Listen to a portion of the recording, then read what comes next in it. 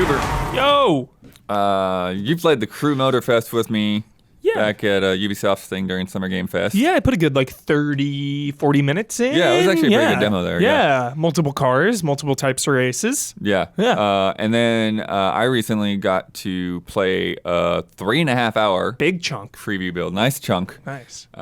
See a lot of what they're doing in that game. See a lot more variety. Mm-hmm. See a lot more of the map. Got to mess around on the map a lot more. Mm-hmm. First off, some disclaimers. I had to do this as a remote session, the remote desktop, and so I'm dealing with this streaming parsec, right? Something like that. Yeah, whatever it was. But yeah, so it's just like sometimes it's like the macro blocking was so bad in the frame rate would be like, is that a can I take that shortcut? All right, I'm gonna take that shortcut. I was like, oh no, that's a parking lot full of cars. Too late. Okay. So good damage control, blood. Excellent. Yeah, but no, it was a thing. I was doing all right. I believe you. But it's a thing to contend with when you're racing and you're over this kind of technology, no matter how good it gets. Totally. And then the other thing is, this is an early build. Of course. Sometimes it got into these situations where if the app is open for so long, it starts getting framey and then we restart it. So don't worry about that kind of stuff. That's still to come. Things they'll clean up. Just talking about the game though. This game is doing good so far. Yeah. It's looking good. It's feeling good.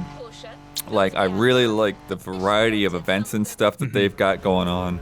Yeah. If you're not aware, this time they've ditched the whole gigantic United States map. Thank you, Ubisoft. And they've taken it just down to Oahu, Hawaii. And I think I already feel the benefits of that. Like it feels like the places are more filled in. More lived in. Feels like there's a lot more activities to do.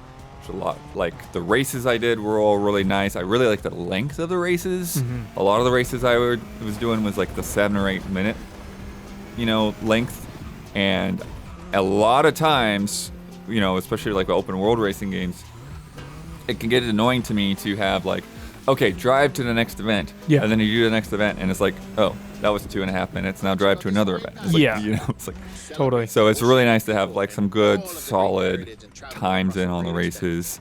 One of the ways, so they've adapted a lot of stuff that I would say is sort of clearly feels influenced by Forza Horizon, but that's all for the better. Yeah. And they do have strong Horizon vibes, just the colors and everything. Yeah. And I do think that there's still a lot there to differentiate the Crew with some of their unique things. For one, they've planes and boats, and they've also got motorcycles and ATVs and stuff like that. Where Horizon is just completely all cars. So it is a totally different feeling, when you can do that thing where you can just, click the button, switch over to a boat, switch over to a plane, take off. Diddy Kong Racing, dude. Yeah. And it's and it's all seamless. And the one thing I've always liked about the Crew too is with the map. Like you get in on the map, and like you zoom out, and you zoom in, and when you zoom in, you can actually see the cars driving around. And when you zoom all the way in, that's the same car that's on the road. Yeah. And you can see really like other players and stuff. Yeah. Yeah. So that's all 10 all maps, but all really good.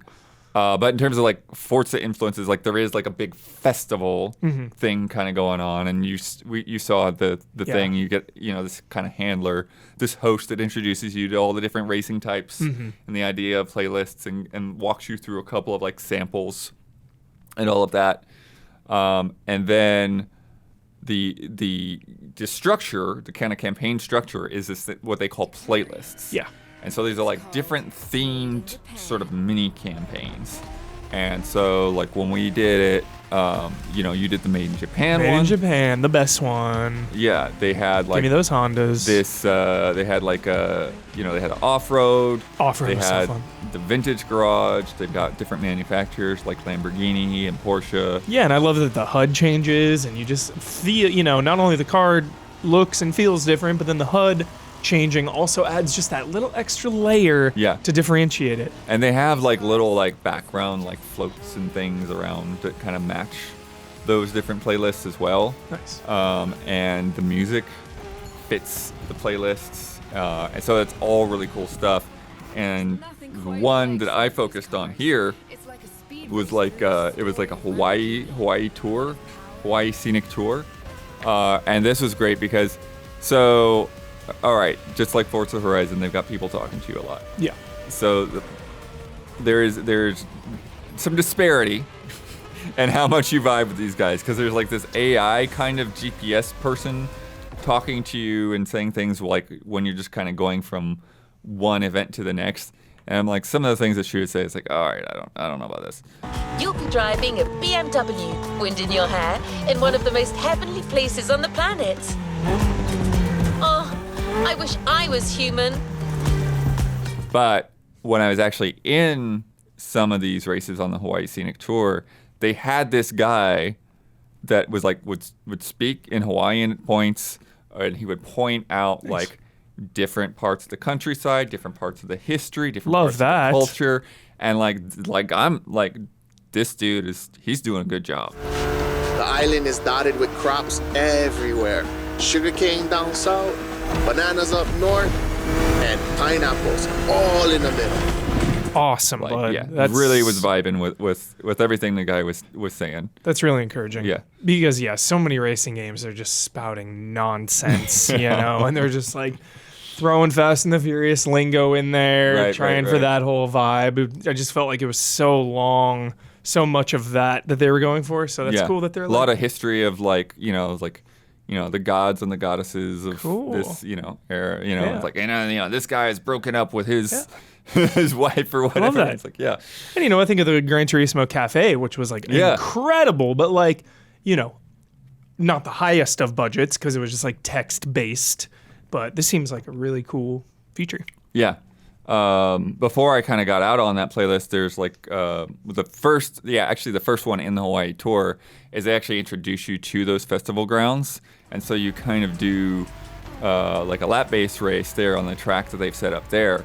What was interesting, though, is because it's this tour vibe, the tour theming, even there on that track, they're like explaining like all the like different decorations and stuff that they've set up and like the significance of like these like paper birds or whatever that are over your head. It's like, so it seems like everything has meaning. Yeah. So I mean, and this is just this one playlist. Each playlist again has its own themes and its own vibe, things that are going on. But it's I really like the way that this one is set up. Nice. Also in that grounds, it wasn't part of the event, but I had to go on it. There's this like double loop-de-loop. So sick. And it's like I noticed pretty quickly. It was like, oh, that's the Motorfest logo. Is the twin loops.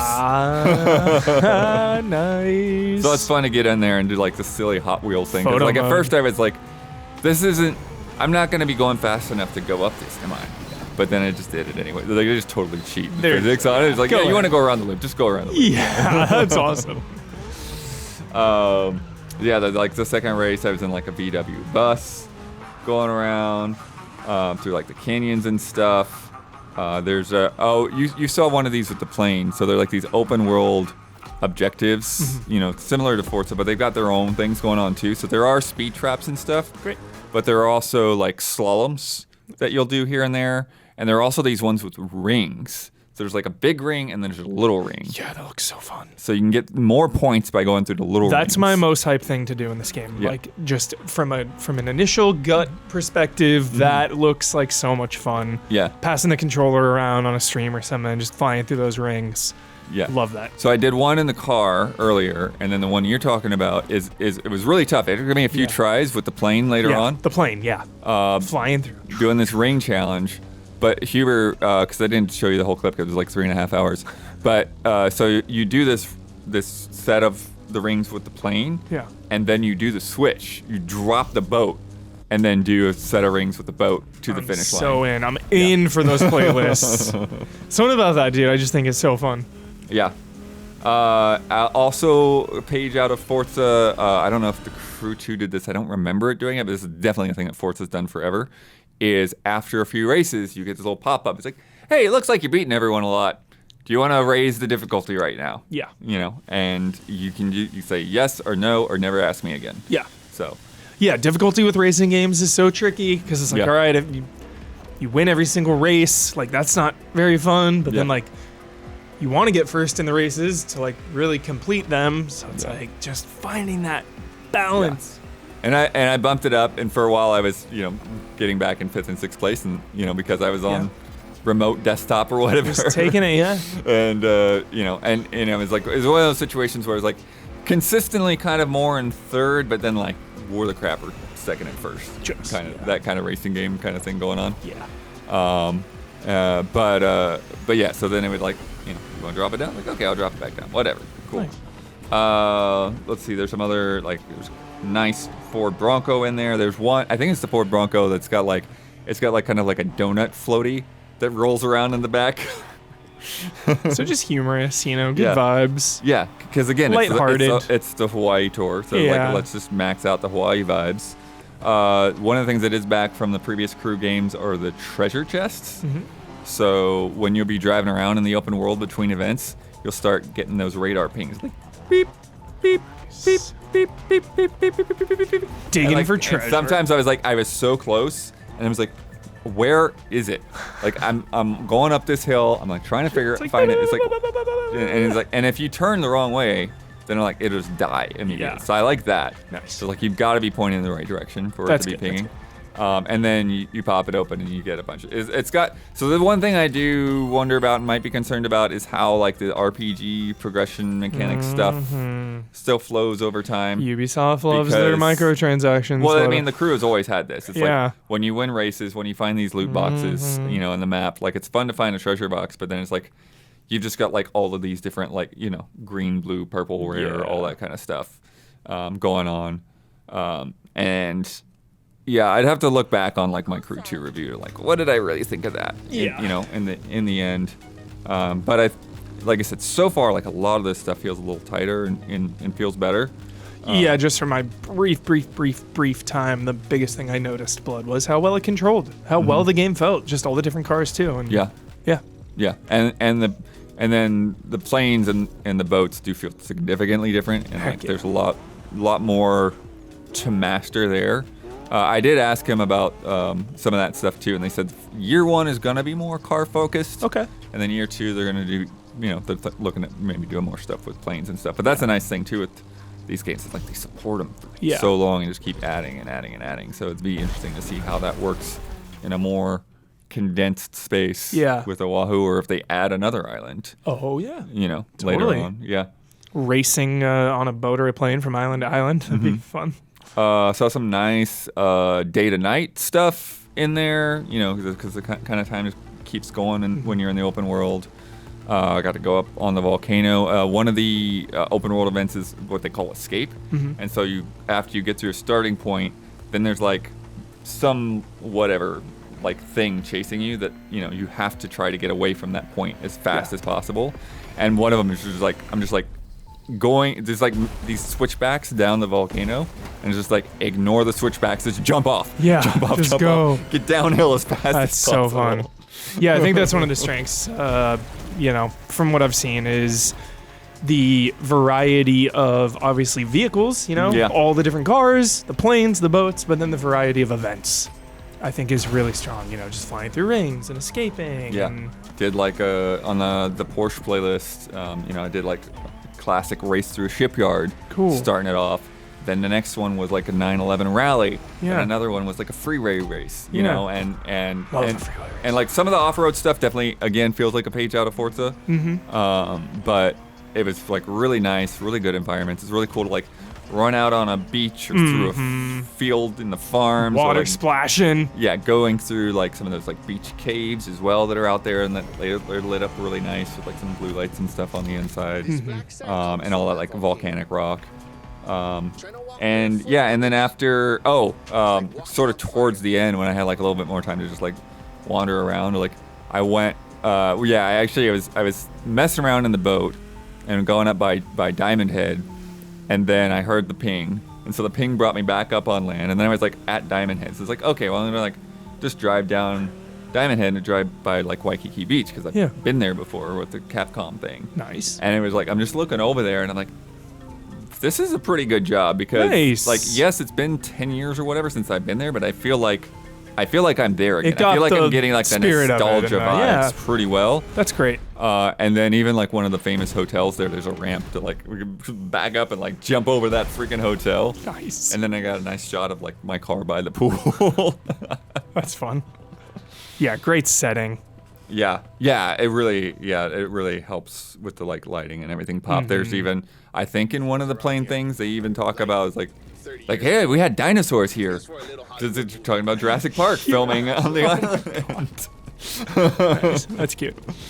And then towards the end, I didn't get too deep into this, but there's this thing called the main stage, and this is sort of like their sort of seasonal weekly content stuff. And so like the first month is going to be like a European series focused on like French and Italian cars. And so you get like a bunch of points and stuff towards the series for like revisiting playlists with like new objectives, and then doing specific challenges like that one I was showing with the plane, and then exploring some like bonus events and stuff that they have. And then if you're using the cars for to like match the theme. So like if you're using French cars, you'll get extra XP for doing the events with the French cars or whatever. So, cool. So that was pretty cool there. Yeah, I like that they have a focus of like that for a month. Yeah. You know, to really kind of, you have obviously your whole huge map, go and do whatever you want, but then there's like, okay, well, if I'm overwhelmed, you know, choice paralysis, I can just like focus on the monthly. Yeah. So that's great. They do a really good job though with the map of like making it very clear that like checking things off. Like you get a very nice clear green check by an event you finish. You don't have to worry about that. Yeah. Fast travel is still something that they're figuring out what they want to do with. So I'm curious how that ends up in the end. Because just hop on a plane. I feel, well, that too. But I mean, even the plane, like it takes a while to get across the whole island. But I was using that for sure. But in the past crew games, like it'd be really easy to just like, oh, I'm in Florida, I want to be in California. It's like zoom in, zoom out. And then I would just fast travel like that. Whereas in this one, the way it's working currently, which could change, is so the playlists start at what they call containers. I think it might actually just be a shipping container on the side of the road or whatever. When you go to that container for the first time, then that unlocks it as a fast travel point. Got it. And then you can fast travel there whenever you want. But at first, you know, when you're first starting out, then it's like you're a little bit more limited. You have to drive more from place to place, which I think is good because it like lets you get to know the island. Yeah. And when the space is more condensed than the entire United States, you know, it's good to be able to like try to get to know the map a little bit. Yeah. So, and awesome. Then the last little thing I did was a vintage rally in a Fairlady Z. And that was pretty nice there. And those vintage events, they've got like 70s music playing. They got these little 70s balloons up in the air and all that. Such good vibes. Yeah. And on the way there, you saw a little bit. I did like some like in the cockpit in an old Cadillac. Yeah. Always appreciated first-person cockpit. Gotta do it. Yeah. So there's a lot going on there that that I like. And I'm optimistic about this, bud. Yeah. Yeah. If you've been into Forza Horizon, I think you're gonna fit right in with what the crew is doing. It's got its own things going on with the XP and all that. The boats looked really fun, Hydro Thunder vibes, you know, and then just like freely swapping. I think that's such a good selling point. Yeah. So obviously, you know, that's what the crew is all about. But just the visuals and the location and how well it played really made me optimistic for this one because I never really got into the first two. Yeah. But I'm more hyped for this one than I've ever been for the crew. Absolutely. Yeah, I'm definitely getting a stronger first impression for sure than the last two games. Absolutely. Yeah. So we'll see. I didn't write down the date, but I'll put it in the description. So check that out. It's just a couple months away. It's coming out this fall. But thank you for watching. We are Easy Allies, and we cover games like this all the time. So check out our other previews and reviews, and we do podcasts every week. So go take a look at all that. And if you've been watching, consider becoming a patron at patreon.com/easyallies. We are funded by our community, so it takes your support to keep all this going. So thanks for watching, and we will see you soon.